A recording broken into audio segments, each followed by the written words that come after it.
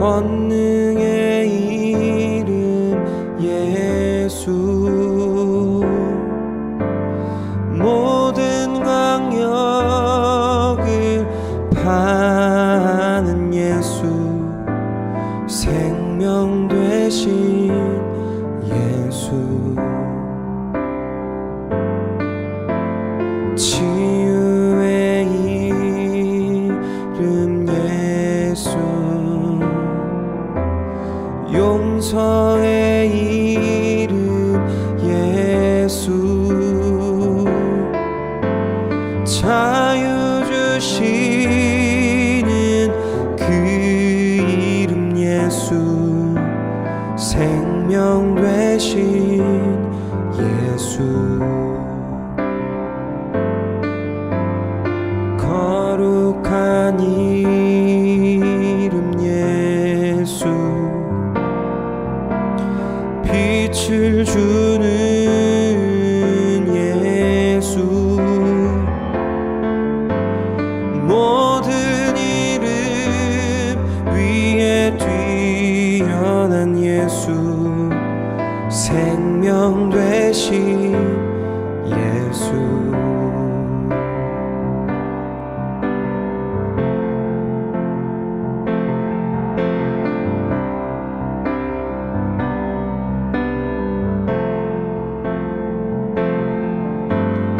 능력의 이름 예수, 권능의 이름 예수, 모든 강력을 파는 예수, 생명 되신 예수, 치유의 이름 예수, 용서의 이름 예수, 자유 주시는 그 이름 예수, 생명 되신 예수, 거룩한 이름 예수, 빛을 주는 예수, 모든 이름 위에 뛰어난 예수, 생명 되신 예수, 모든 이름 위에 뛰어난 예수, 생명 되신 예수, 생명 되신 예수, 생명 되신 예수.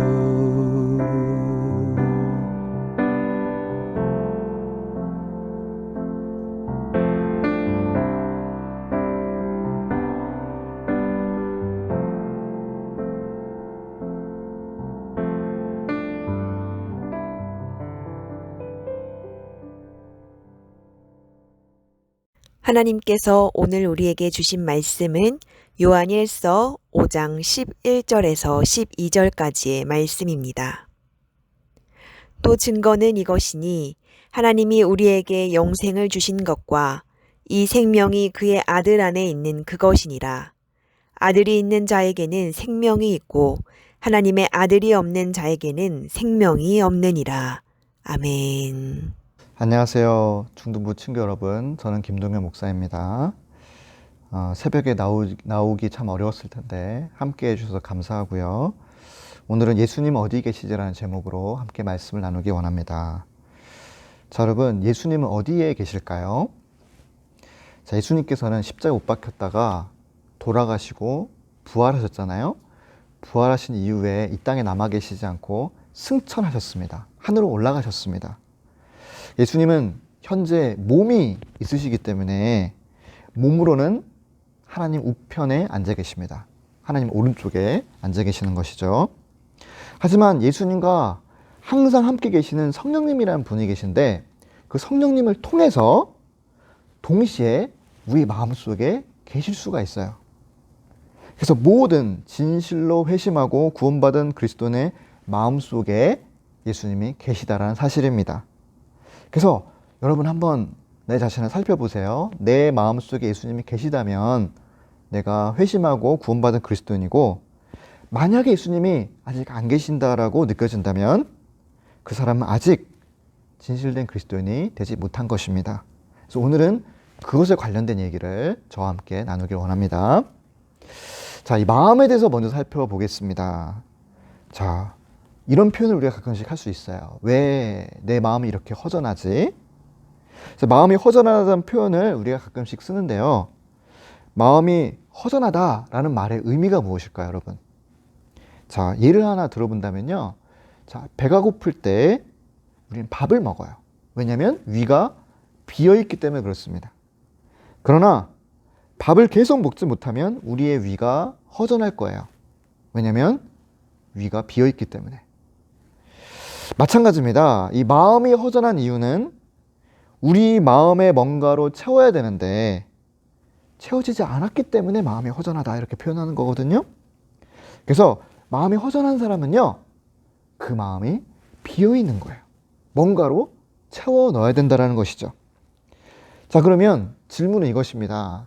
비어있는 우리 마음, 참 요즘에 내 마음이 너무 허전한데 그럼 내 마음을 무엇으로 채워야 되는가, 그런 고민을 할 수 있겠죠. 자, 이 사람의 마음이라는 것은요, 사람으로 채워져요. 사람으로 채워져요. 사랑하는 사람이 있는데 그 사람을 보지 못하면요, 우리 마음이 허전하거든요. 사랑하는 사람과 이별했거나 심지어 사랑하는 사람을 우리가 영원히 보지 못해 앞으로. 그러면 우리의 마음은 비어있다 못해서 가슴이 이렇게 찢어지는 거죠. 그래서 만약에 나에게 소중한 사람들이 있다면 그 사람들로 내 마음은 채워져 있어요. 하지만 어떤 사람은 자기의 마음을 채울 사람이 한 명도 없는 사람도 있을 수 있겠죠. 그 사람은 가족과의 관계도 좀 그렇고 또 마음을 믿고 나눌 만한 친구가 없는 거예요. 그런 사람은 마음이 비어있고 또 외로울 거예요. 마음이 허전한 거죠. 그래서 많은 사람들은 이 비어있는 마음을 뭔가로 채워보려고 노력하면서 살아가요. 음식을 폭식하는 사람이 있습니다. 막 먹어요. 그러면 그 사람의 마음이 뭔가 비어있는 것을 의미합니다. 게임을 과도하게 많이 하는 친구도 마찬가지예요. 게임에 너무 빠져 있어요. 공부에 죽도록 매달리는 친구도 있고요. 친구를 많이 사귀어서 친구로 채우려고 하는 사람도 있어요. 또 세상에 제일 많은 방법은 돈입니다. 돈을 벌고 돈을 쓰면서 채우려고 하는 사람들 참 많아요. 그러나 여러분, 비어있는 마음을 그런 것들로 채우려고 노력한다면 잠시는 채워지는 것처럼 느껴져요. 하지만 다시 금방 허해진다라는 거예요. 금방 마음이 비어버려요. 왜냐하면 마음은 다른 것으로 채워지지 않고요, 오직 소중한 존재로 채워야만 마음이 이렇게 꽉 차거든요. 자, 이 소중한 존재로 내 마음을 채워야 되는데, 자, 오늘의 주제처럼요, 소중한 존재 중에서도 가장 소중한 분이 계십니다. 바로 그분이 예수님이세요. 예수님이 우리에게 가장 소중해요. 그분으로 채워야 우리의 마음이 정말 꽉 차요. 그 이유가 무엇일까?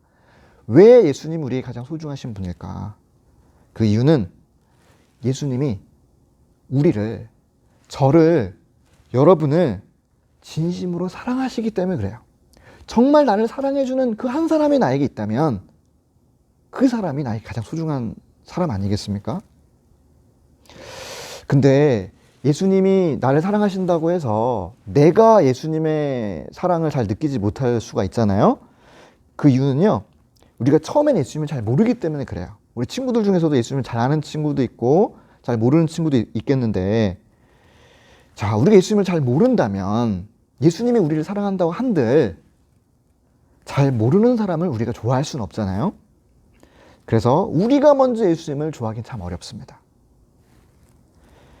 여러분, 예수님이 먼저 나를 사랑하셨습니다. 그리고 예수님은 이미 나를 알고 계세요. 하나님의 아들이시기 때문에 내가 어떤 사람인지, 내가 어떠한 고민을 하고 있는지, 내 이름은 무엇인지 나를 알고 계세요. 그리고 예수님이 또 한 가지를 알고 있는데, 자, 예수님이 우리에게 와주시지 않는다면 우리가 언젠가는 반드시 죽음이라는 것을 만나야 된다는 사실도 알고 계세요.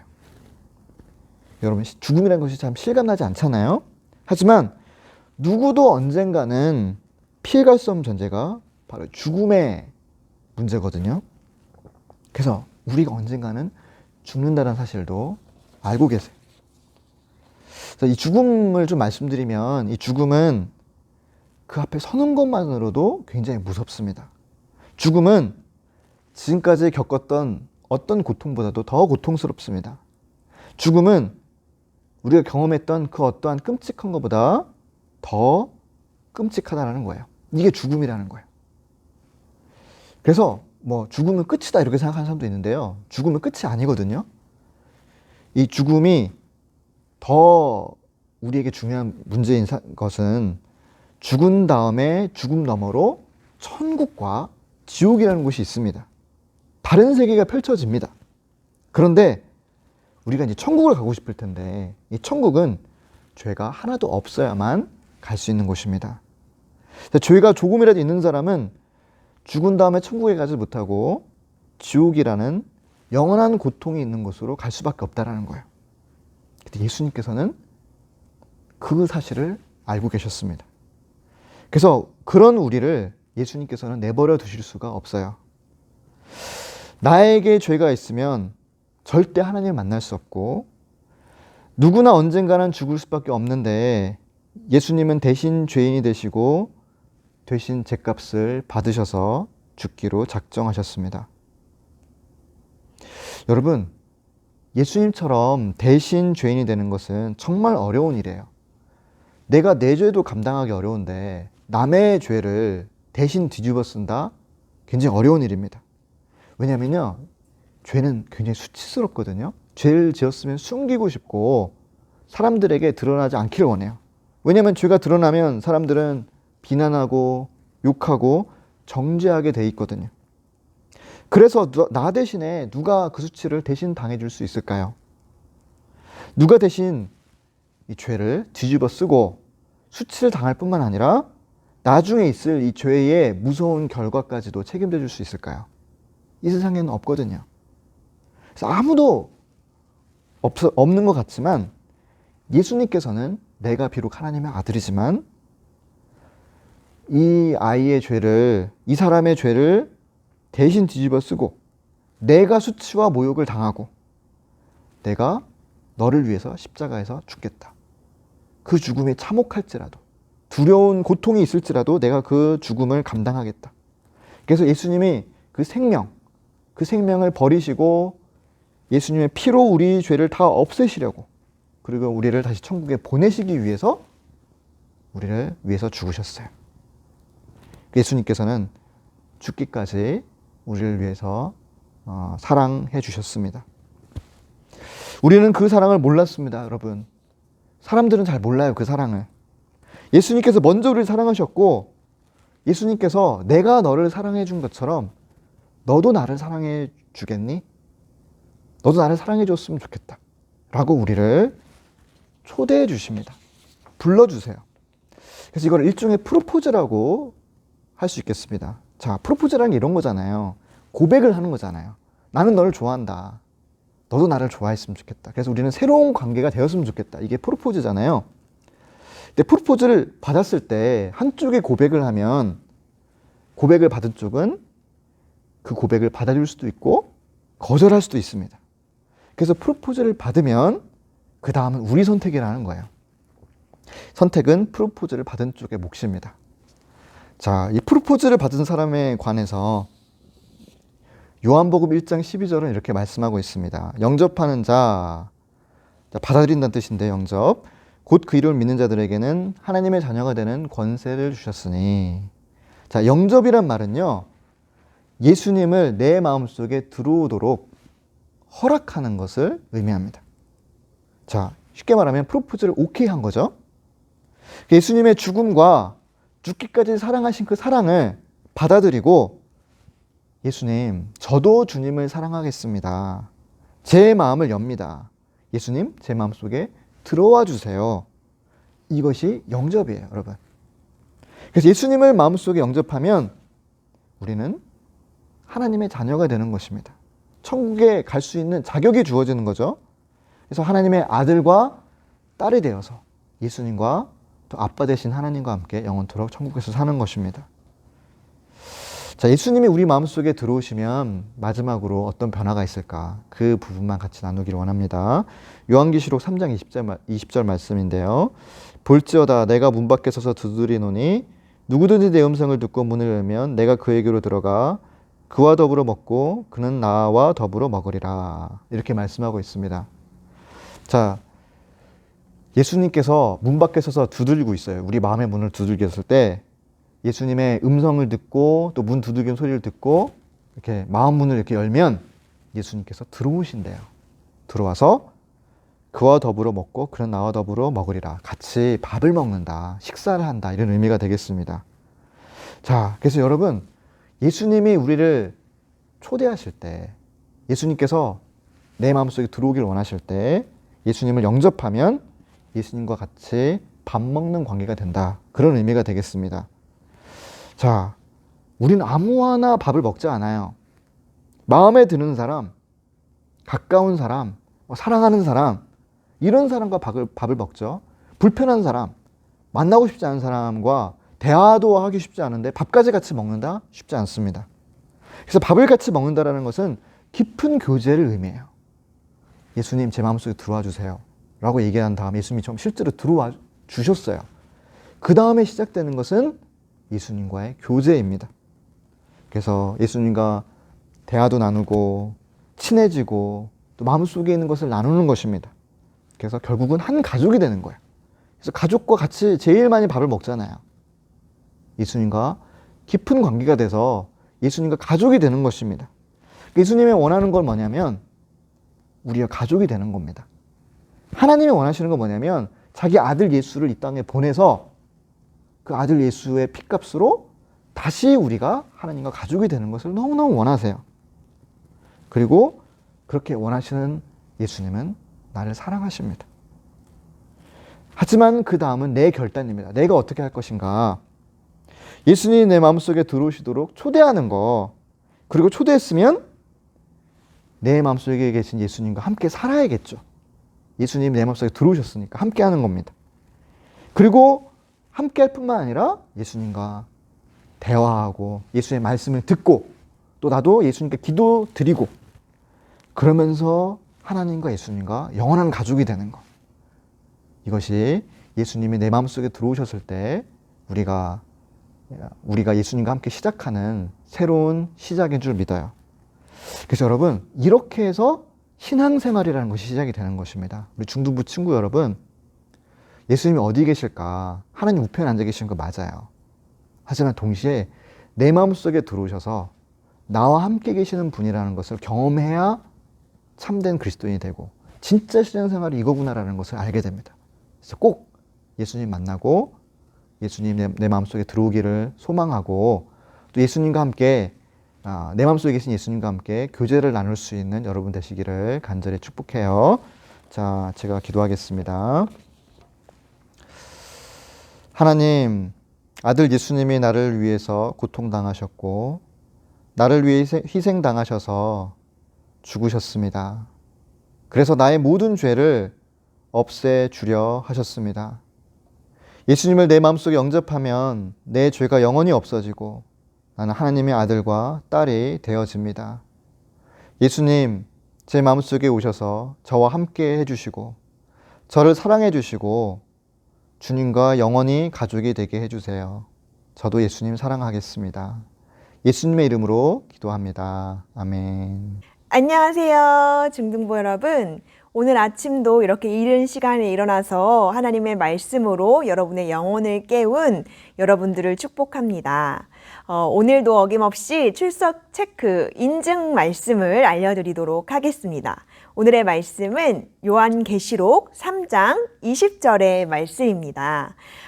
요한계시록 3장 20절의 말씀을 오전 8시까지 이 해당 영상의 댓글창 그리고 실시간 채팅창에 다 타이핑을 치셔서 올려주시면은 여러분의 출석을 확인해 드리도록 하겠습니다. 그럼 여러분 오늘 하루도 하나님 우편에 앉아 계신 그 예수님이 아니라 내 마음속에 함께 계시는 그 예수님을 여러분이 받아들이시고 또 인정하시고 그 예수님을 누리심으로 예수님과 함께 오늘 하루를 살아가시는 우리 중등부 친구들이 되시기를 축복하겠습니다. 그럼 다음 시간에 만나요.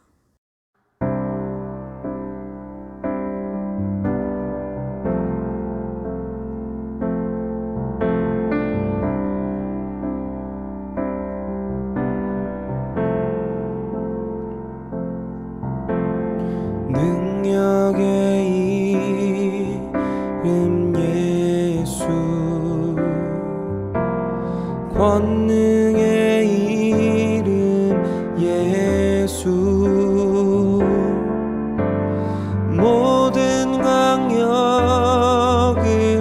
파는 예수 생명 되신 예수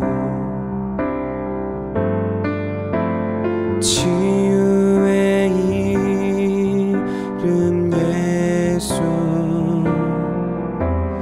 용서의 이름 예수 자유 주시는 그 이름 예수 생명 되신 예수 거룩한 이름 예수 빛을 주는 예수 모든 이름 위에 뛰어난 예수 생명 되신 예수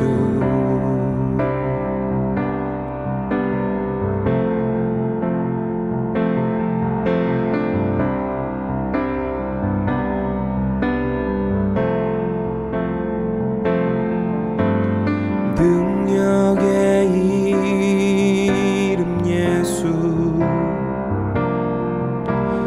권능의 이름 예수 모든 강력을 파는 예수 생명 되신 예수 치유의 이름 예수 용서의 이름 예수 자유 주시는 그 이름 예수 생명 되신 예수 거룩한 이름 예수 빛을 주는 예수 모든 이름 위에 뛰어난 예수 생명 되신 예수 모든 이름 위에 뛰어난 예수 생명 되신 예수 생명 되신 예수 생명 되신 예수